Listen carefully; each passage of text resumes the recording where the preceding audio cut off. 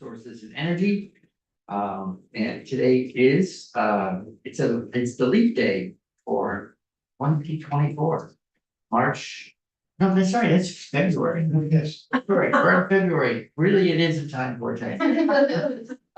February 29th. So we are, it's that time of year just before crossover where it's hard to get lawyers in drafts through the whole process and back to committee, so we don't have Mr. O'Grady with us until later this morning. And we have two bills that we're working on, he's our lawyer for. One is SB 58, the Fish and Wildlife Bill. The other is 254, the EPR program for batteries, especially rechargeable batteries. So just an update for people interested in both. So there's an error in the timestamp, so we want to acknowledge it because it's a little confusing that the timestamp for draft 3.3, which we can discuss, although we won't have the benefit of Mr. O'Grady with us, is draft 3.3. It's being posted to our website.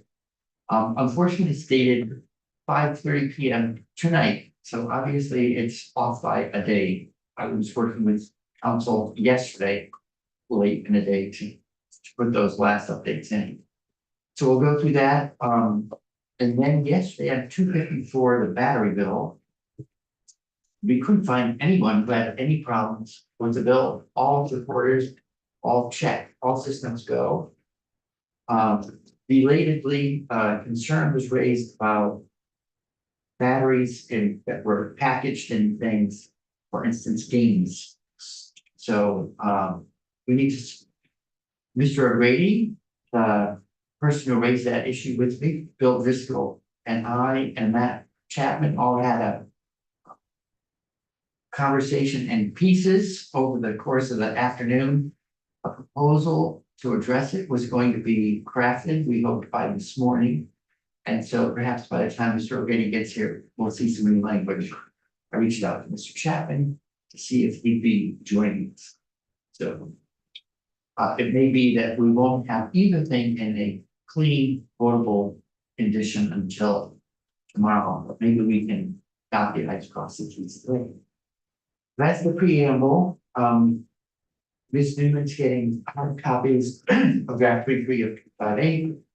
Now she comes back, let's walk through together and see what there is. Let's see. One other thing that came up also relatedly was in 258, a concern was raised by Jamie Fidel of VNRC that could the bill unintentionally sweep the review of policy or rules from the Endangered Species Committee into review by the reconstituted Fish and Wildlife. My understanding is the answer was no, because the secretary leads rulemaking endangered species. It's the commissioner that leads rules on the Fish and Wildlife. So two separate things. However, Bill, just pardon me. We're just having my excuse me, whacked you in the backs and everything. Oh, okay, yeah, thank you, Jane. All right, so It's, I don't know, thank you. supposed to be on. We're having a video feed issue. It's just fitting for today's success. Battery working. It's a charging. I'll never know. Sorry, I took your copy. Did you want to see the bill too? Yeah, I don't, come to think of it, though, the right-hand corner would usually show the committee. Okay, well, while we get that straightened out. Let's see if anything else happens. Can we- If there's anything, speak, Jane. Is it- going on. Would it work to, if you try No, on, off? What are you trying to do? I didn't touch it, That's above your pay grade.